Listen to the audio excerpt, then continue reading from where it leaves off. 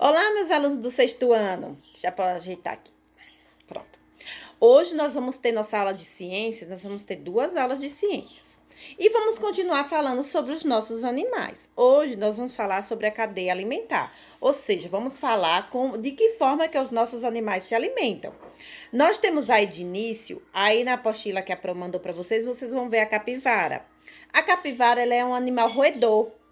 Ela é parente de ratos preás, esquilos, pacas, cotias, que também são roedores. Uma capivara chega a pesar, em média, 50 quilos. Olha como ela é grande. E ela tem os dentes dianteiros bem grandões, que servem para... esses dentes, ela serve para cortar o alimento. E os outros lá de trás, esses outros, servem para fazer a mastigação.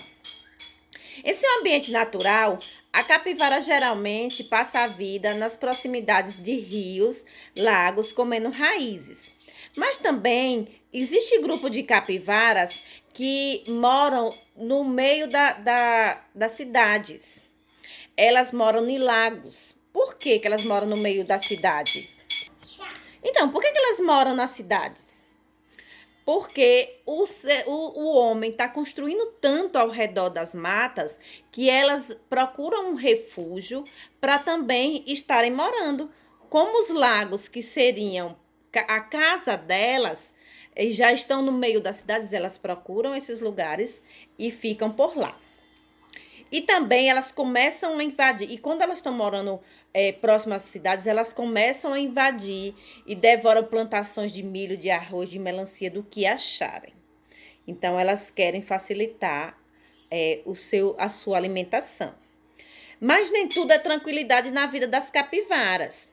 Em seu ambiente natural, ela serve de alimento para alguns animais, como os jacarés e as onças.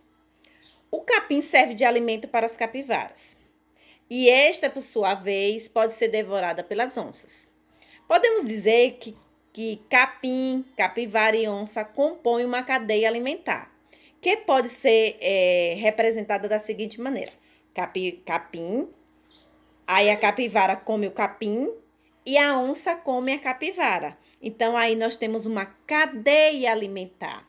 Nesse esquema, cada uma dessas setinhas que vocês vão ver aí na nossa apostila deve ser interpretada como serve de alimento para. Por exemplo, o capim serve, aí tem a setinha de alimento para a capivara aí tem a setinha apontando serve de alimento para a onça.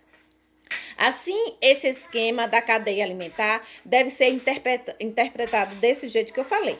Capim serve de alimento para a capivara e capivara serve de alimento para a onça. Temos também a preguiça, o bicho preguiça. Parece um macaquinho que sobe bem lento nas árvores. A preguiça consome folhas e pode servir de alimento para uma onça pintada. Então, temos folha, serve de alimento para a preguiça e a preguiça serve de alimento para a onça pintada. Esse é mais um exemplo de cadeia alimentar. E também nós temos o carcará, que é aquele pássaro grande. Ou seja, ele se alimenta, por exemplo, de ratos, sapos e minhocas. Assim, ele participa de várias cadeias alimentares diferentes. Então, no meio dos nossos animais, nós temos os produtores e consumidores. Conforme você aprendeu aí acima, todos os seres vivos, eles precisam de energia, você lembra? As plantas possuem seu próprio alimento por meio da fotossíntese, que será estudada no próximo capítulo, bem detalhada a fotossíntese. Quando encontram condições apropriadas na temperatura, água, sol e luz, as plantas se desenvolvem e se reproduzem. Seus descendentes nascem, também crescem e se reproduzem. Essas plantas no caso do capim, serve de alimento para animais como a capivara. Lembra que eu falei da capivara? Quanto mais plantas, mais alimento disponível tem as capivaras, na cadeia alimentar citada na parte anterior, dizemos que o capim é um ser vivo produtor. Ou seja, produz o próprio alimento. O crescimento e a reprodução das plantas corresponde à produção de alimento para muitos animais, como as capivaras. Os animais, ao contrário das plantas, não produzem seu próprio alimento. Eles procuram seus alimentos, eles precisam se alimentar, mas eles mesmos não produzem. A capivara se alimenta de capim e de outras plantas. Dizemos que a capivara é um ser vivo consumidor, pois ela consome plantas para se manter viva. A onça também é um ser vivo consumidor, pois consome capivaras e outros animais para sobreviver.